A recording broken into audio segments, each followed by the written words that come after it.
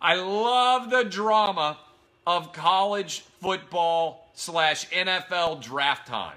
We had Charley Casserly come out and say, oh my God, he wasn't good on the board and he didn't do a good job in his interviews. And everybody in the media, sports media industrial complex suddenly has to have an opinion on Charley Casserly's opinion that somebody else's opinion gave to him. All right, I want you to think about this for a minute because I do love how stories like this take off. We've got Charley Casserly, who is not an NFL GM and is not an NFL coach. And he comes out and says that somebody who he doesn't identify said that Kyler Murray was not very impressive in his interviews at the NFL Combine, and everybody goes crazy to have an opinion about this story. Think about the level of remove here. That's why I love sports media. We got anonymous sources speaking to a guy who are sharing their anonymous opinion with him. He is then broadcasting their anonymous opinion, and everybody has an opinion on the anonymous opinion broadcast by somebody who only gets attention paid to him if he has opinions like this. Here are my thoughts. I don't really care how Kyler Murray looked on the board. A team is going to like him in the first round. I think that this could be a Josh Allen-like situation where you have to think about the motivation of the guys who said that he was awful on the board. All right? If he, in fact, is putting out this statement, it reminds me a little bit of the Josh Allen situation. Do you remember last year when suddenly on draft day, Josh Allen has news come out that he used a racial slur when he was like 12 years old, and it was on his Twitter account? Everybody was like, oh my God, it's the #1 story in America. And I told you then that I thought it was a team that wanted him to fall down the draft board that released that information. I think this is a team that hopes that Kyler Murray is going to fall to them, saying that nobody else liked Kyler Murray. Here's what I think in general. I think that Arizona is going to take him #1 overall. But I also think that Arizona could probably trade back. If somebody else would be interested in their #1 overall pick, I think it would make sense for Arizona to trade back and they could still potentially get Kyler Murray. I also think there is a team out there that doesn't think Kyler Murray is going to be on the board when they pick, and they are the ones who are putting out this information.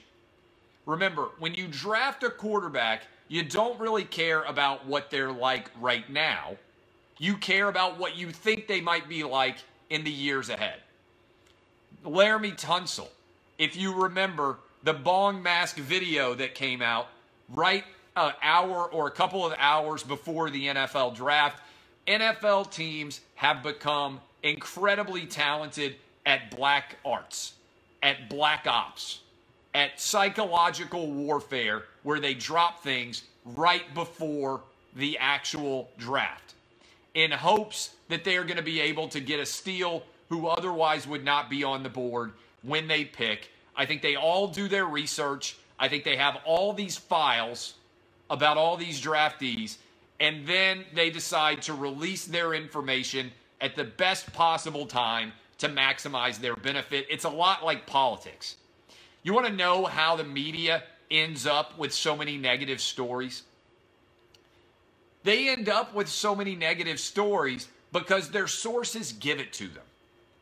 It's not like the media knows every little detail out there about every different candidate or every different player.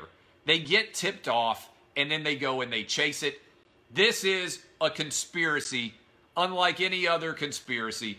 I believe what's going on with Duke is a conspiracy of silence. I think this is a conspiracy of noise. If you create enough noise that suggests Kyler Murray's not that talented of a quarterback, boom, it blows up. Here is what next is going to happen if it has not already happened.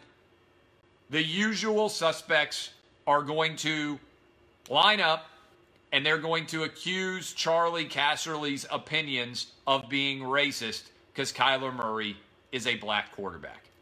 Just wait. The bat signal will be up in the sky if it hasn't already happened. The minute that you say a bad word about a black quarterback, the racism brigade storms the ramparts and can't wait to accuse you of being racist. If it hasn't already happened, it's gonna happen. Doesn't matter that last year Baker Mayfield got ripped to the high heavens.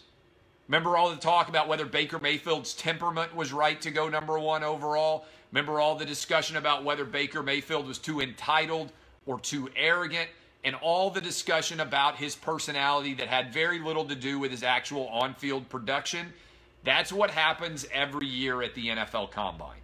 Every potential top draft pick gets raked over the coals, regardless of their race. It doesn't matter.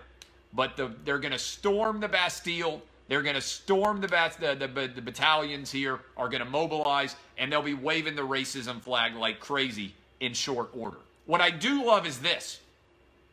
Other people are starting to ask my question about whether or not Kyler Murray might have had prosthetic heels when he measured 5'10 and 1/8. I was suspicious when he measured 5'10 and 1/8 because it was the perfect height. It was just tall enough to get him over 5'10, but not tall enough for everybody to say, my God, what's going on here? If you told me that I had tens of millions of dollars at stake if I could add 1.5 inches to my height, do you know what I would do? I would find a way to add 1.5 inches of height. Sometimes 1.5 inches matters. It's not always about the motion of the ocean, all right? Sometimes the motion of the ocean doesn't matter. Size can matter.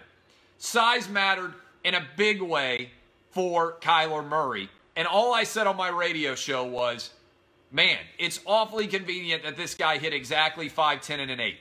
So that everybody would say, okay, he's basically the same size as Russell Wilson. But if he had been 5'11 and 1/8, nobody would have believed it. And if he had been 5'9 and 1/2, everybody would have lost their minds. 5'10 and 1/8 was like the perfect score for a dumb guy to get on the SAT.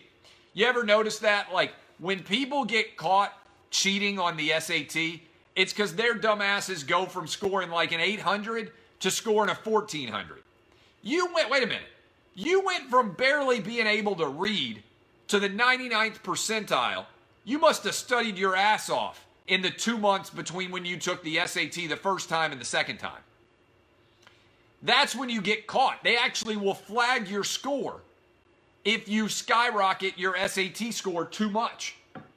You want to hit that sweet spot where you go up like 150 or 200 points, just enough to get you eligible, but not enough for everybody to be able to see that you cheated.